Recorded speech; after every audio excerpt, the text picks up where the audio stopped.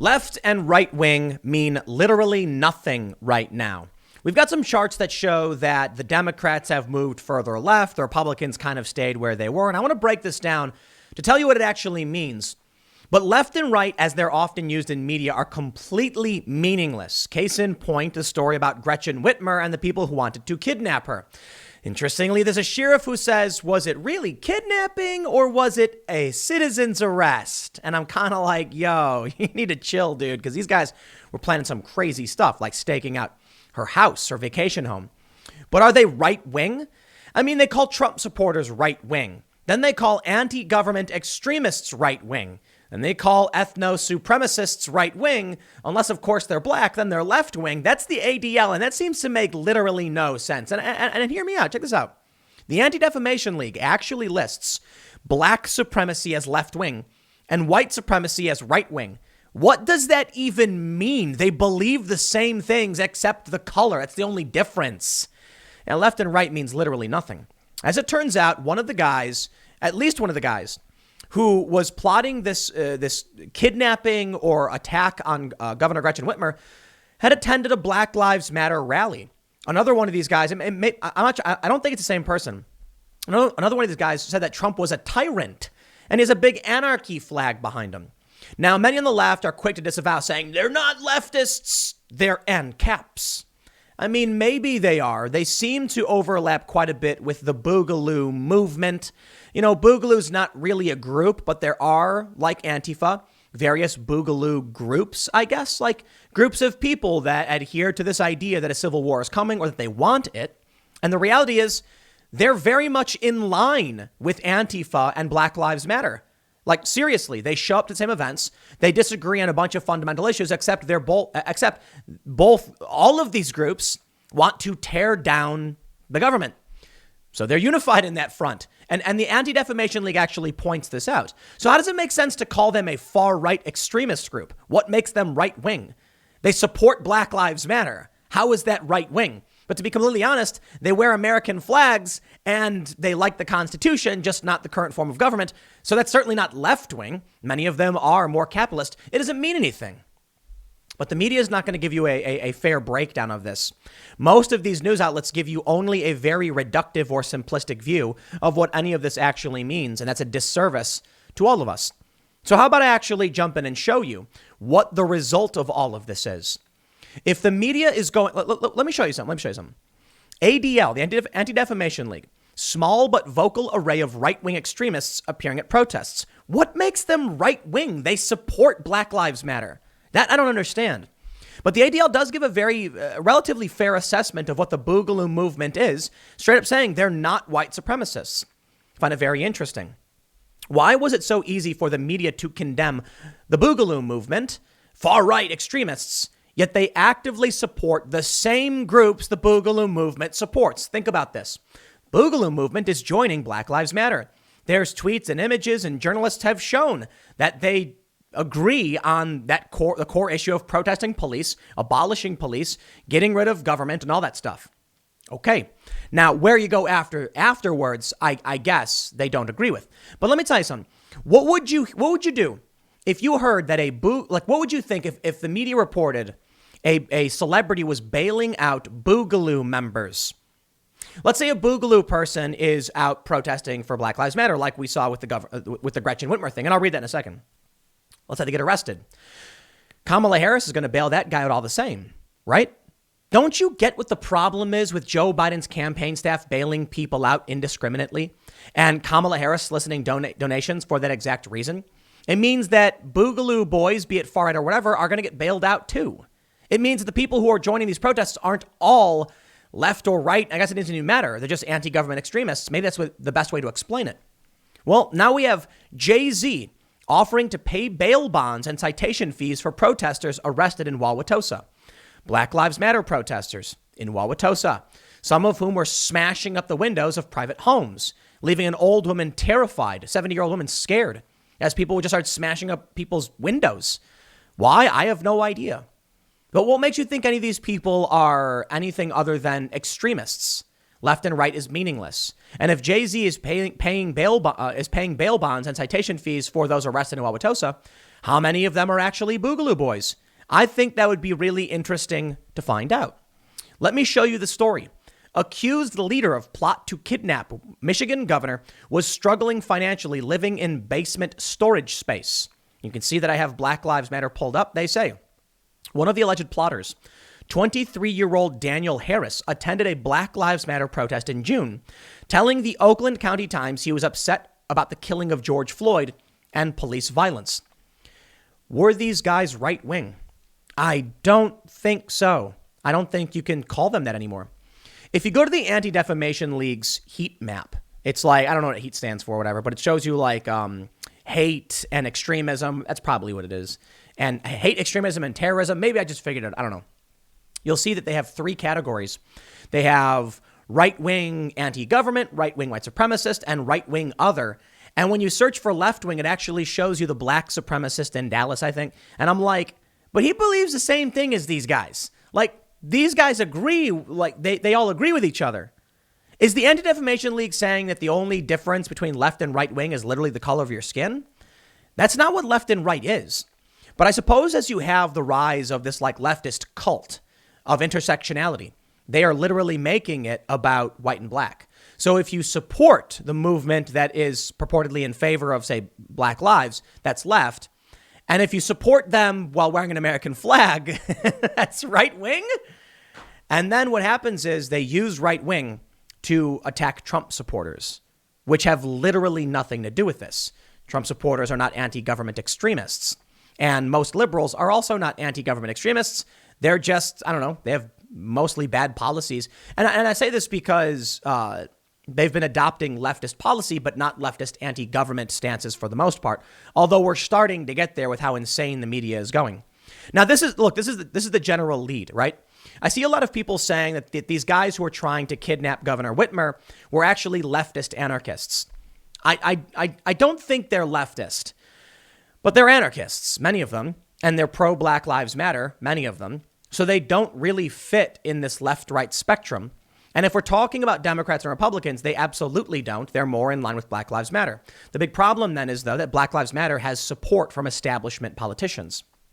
Let me show you what they say over on the ADL about the Boogaloo movement. They say, the Boogaloo movement is an anti-government extremist movement that formed in 2019.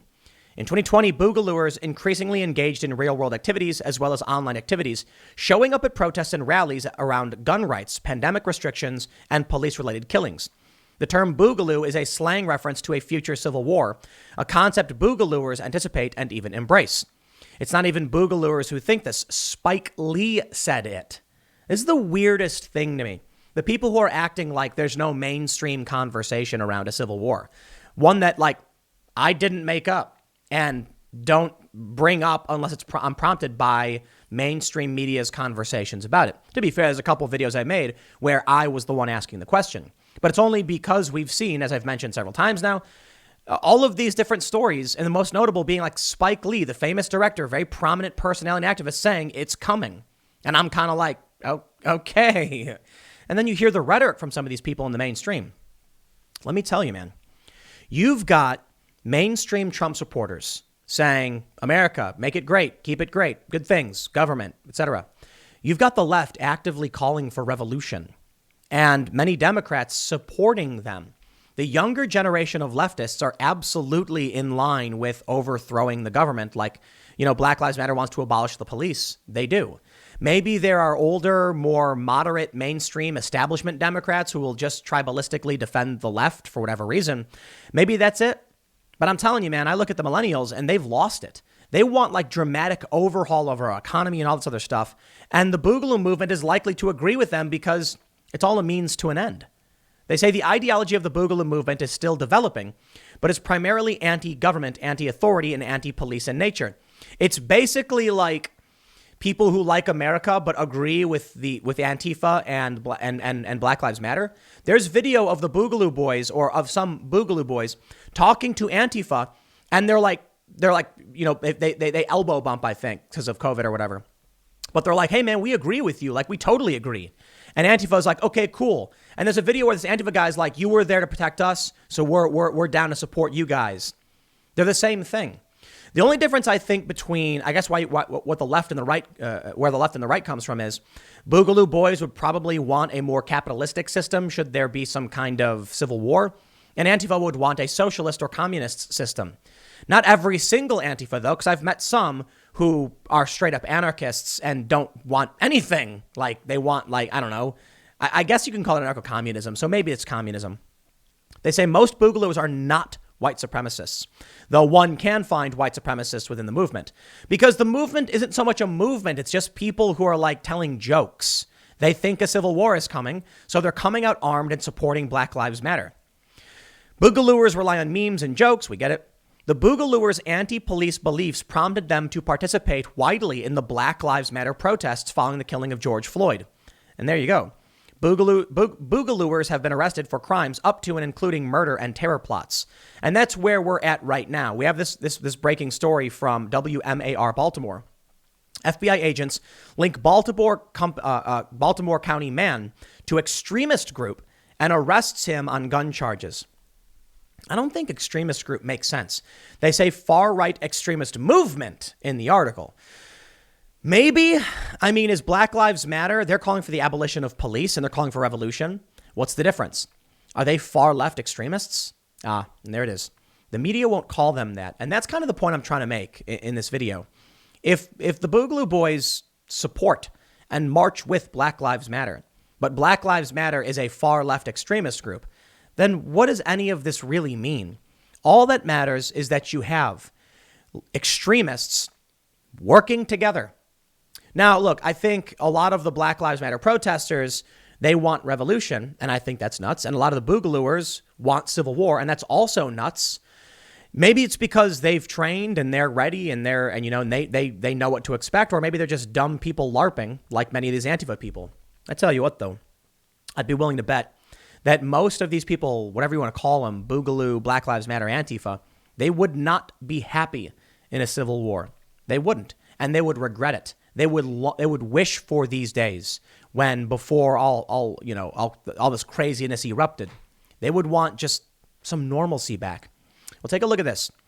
Michigan sheriff says plot to kidnap Governor Whitmer might have been legal and simply a citizen's arrest, as he calls twins charged over it nice people, and reveals he shared a stage with them at anti-lockdown rally. This just shows it is all about framing. That's what it is. It's framing, in my opinion.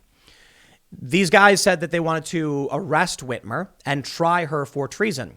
The FBI said they wanted to kidnap her because they didn't have the legal authority to do so. This Michigan sheriff is saying, actually, if you believe that someone is in commission of a felony, you can place them under citizen's arrest. And then I guess the way it works, and I could be wrong, is that if you arrest someone and accuse them of a felony, and then it later turns out they didn't commit that felony, you can be sued. But citizens' arrests are legal. The only problem is that apparently these guys were planning like a lot more than just, arresting, I'm doing air quotes, arresting Governor Whitmer. And so, no, I'm not playing that game. They say Barry County Sheriff Dar Leaf made the remarks in an interview on Thursday. He defended Michael and William Null as innocent until proven guilty. The Null brothers were among 13 charged in a plot to kidnap Michigan governor.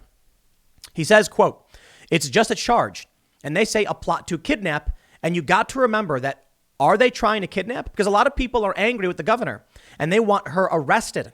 So are they trying to arrest, or was it a kidnap attempt? Because you can still, in Michigan, if it's a felony, make a felony arrest." The reason why I highlight this story in this context is, first and foremost, let me just stress the first portion of this whole segment is just that left and right is completely meaningless.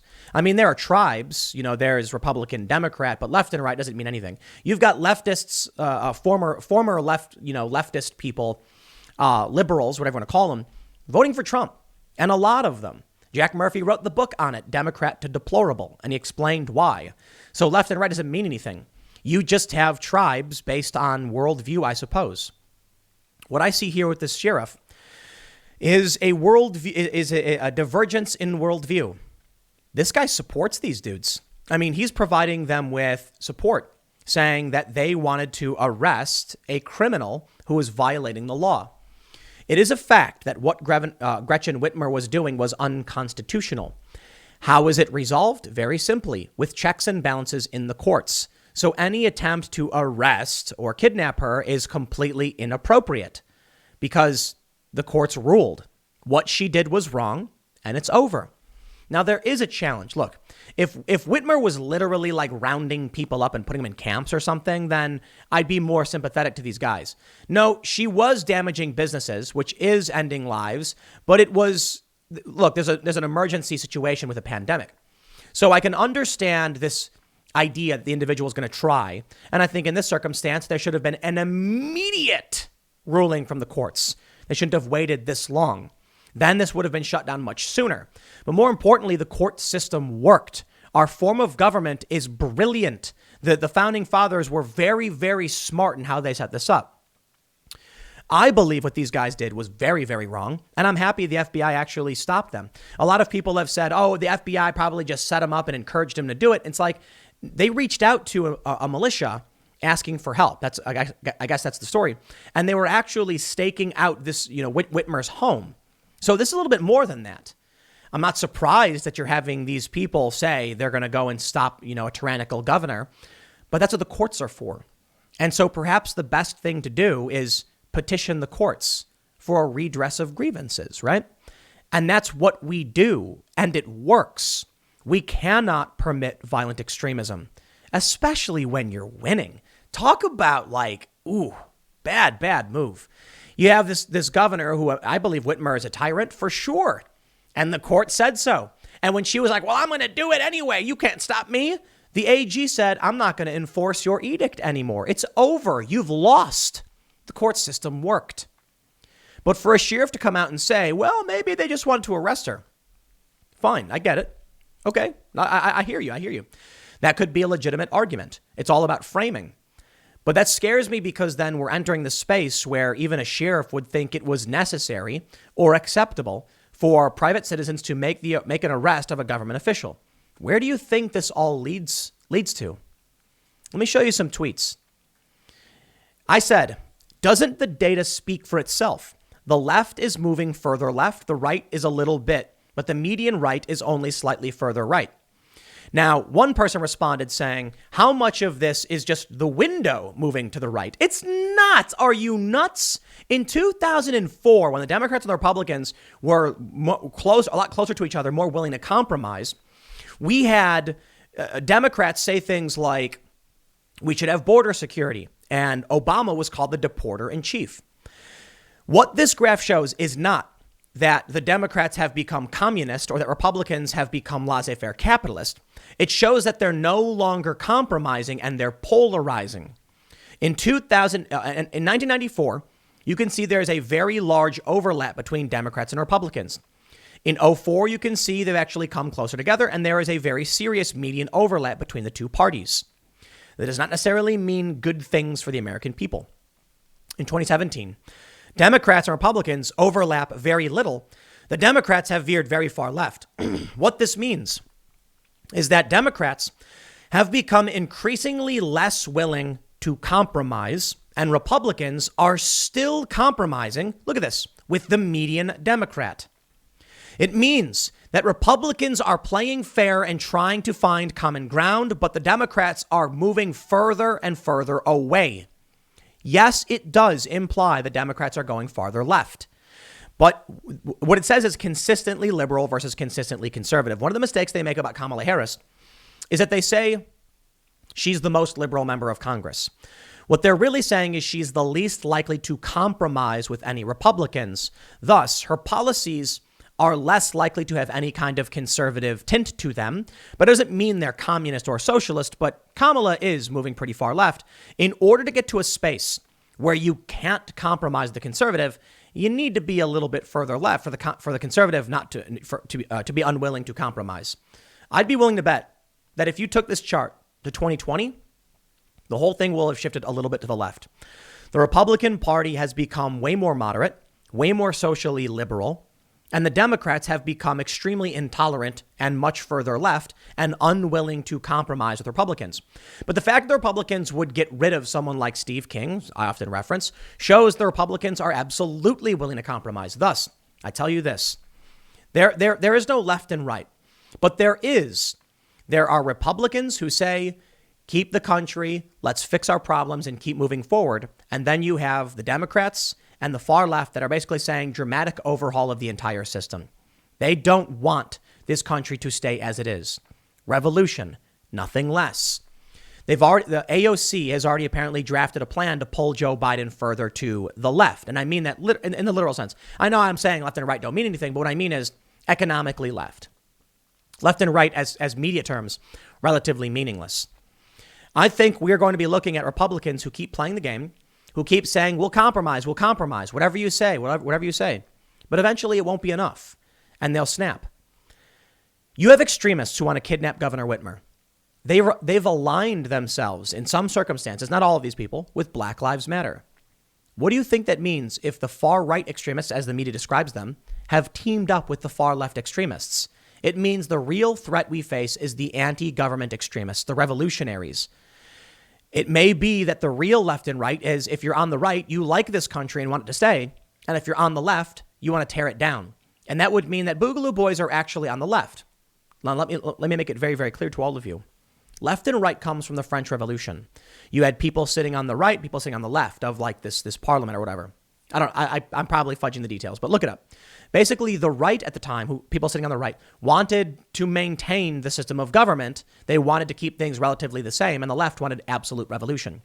If left and right in the cultural sense just refers to revolution versus status quo, then Boogaloo Boys are on the side of the left in terms of revolution, if that's what it means.